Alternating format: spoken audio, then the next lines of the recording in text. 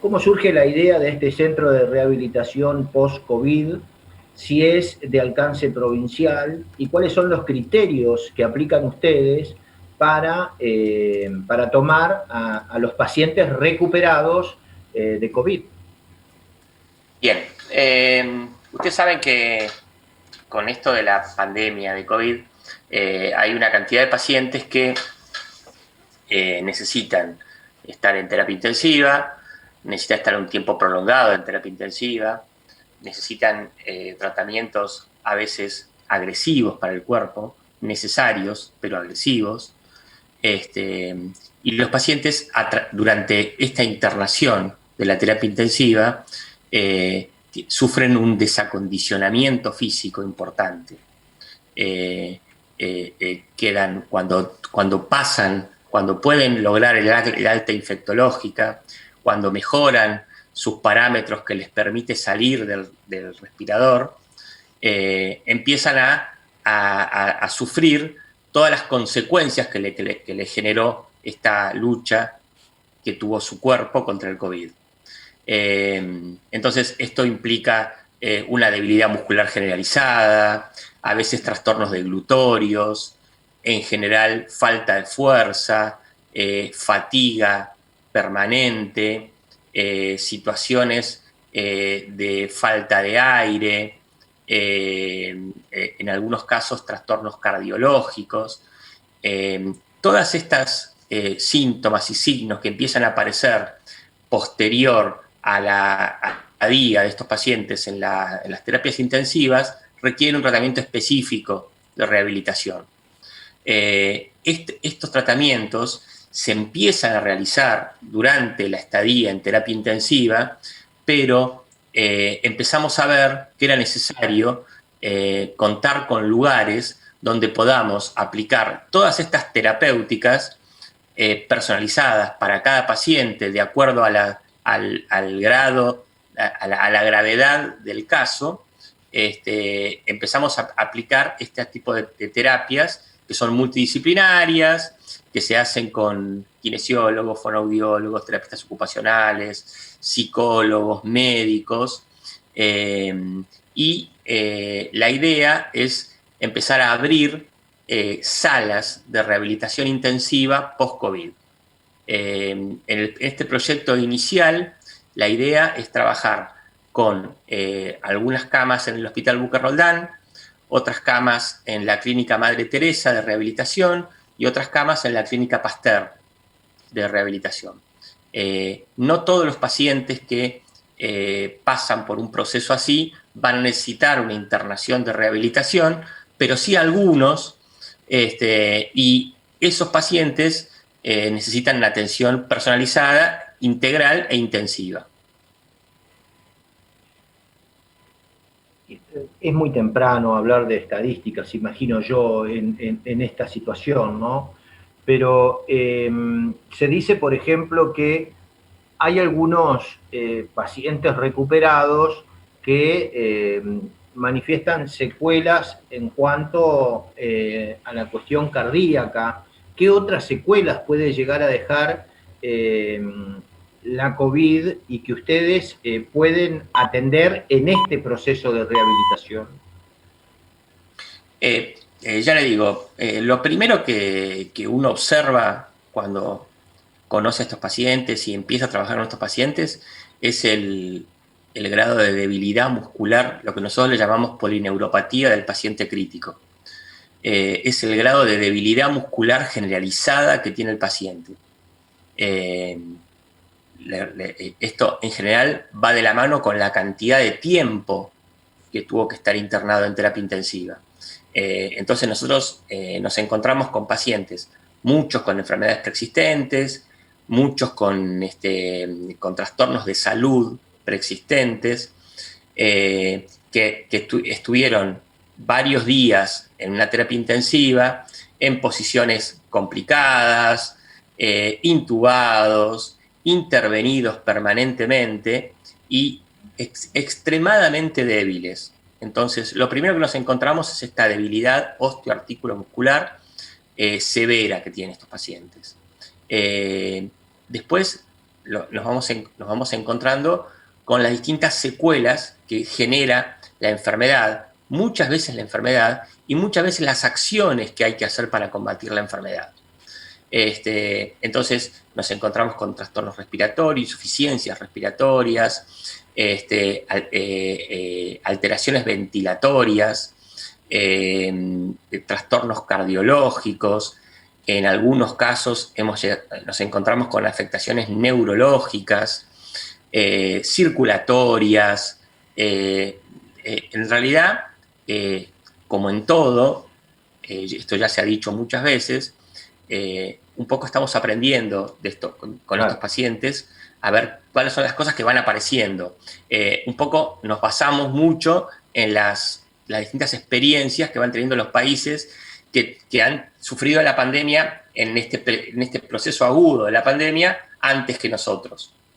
Y un poco es lo que vamos recibiendo de la bibliografía internacional y lo que vamos estudiando y con lo que nos vamos encontrando en el día a día, que si bien estamos preparados, pero no deja de sorprendernos. Pablo, en algún momento se decía que afectaba a los mayores, adultos mayores. La edad se fue corriendo, ¿no? Fue hacia atrás. Nosotros estamos, nos decían desde el gobierno provincial, en una franja de contagiados entre los 35 y 50 años.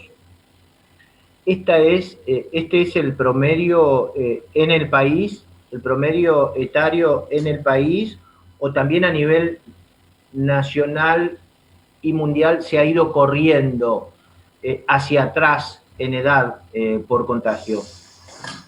Bueno, por ahí habría que distinguir un poco lo que son edades de contagiados con edades de internados. Entonces, si miramos un poco los contagios, vamos a ver que la mayoría son personas jóvenes. Si miramos las internaciones, entonces nos vamos a encontrar con, si bien hoy estamos viendo pacientes, yo le diría, de casi todas las edades. Pero los que peor padecen las internaciones son las personas adultas, adulto mayor, y personas por ahí jóvenes con enfermedades preexistentes. Hoy se sabe que pacientes con EPOC, pacientes con hipertensión, con diabetes, con obesidad, sufren un poco más la enfermedad que pacientes jóvenes sin enfermedades preexistentes. Ahora, también tengo que decirle que estamos viendo pacientes de todas las edades. Por supuesto que la mayoría, y por eso son la mayoría de las campañas, y donde apuntan la mayoría de las campañas, es a proteger a las personas con enfermedades preexistentes, porque son las que más difícil la pasan en una terapia intensiva y en una internación por COVID. Claro, claro. Pablo, ¿quién decide el ingreso a un centro de rehabilitación de las características de allí que tienen allí en Madre Teresa? Este es un trabajo conjunto entre el Ministerio, los efectores públicos y los efectores privados. El Ministerio tiene un centro coordinador de camas en el cual tanto los efectores privados como los efectores públicos nos trabajamos junto con ese centro coordinador de camas y vamos tomando las decisiones sobre quién se interna en cada lugar, cómo se interna, cuáles son las necesidades que tiene ese paciente, porque no todas las salas post-COVID tienen la misma complejidad. Entonces está hecho a propósito para poder repartir los pacientes en los mejores lugares que más necesita ese paciente. ¿Cuántos pacientes tienen hoy en rehabilitación?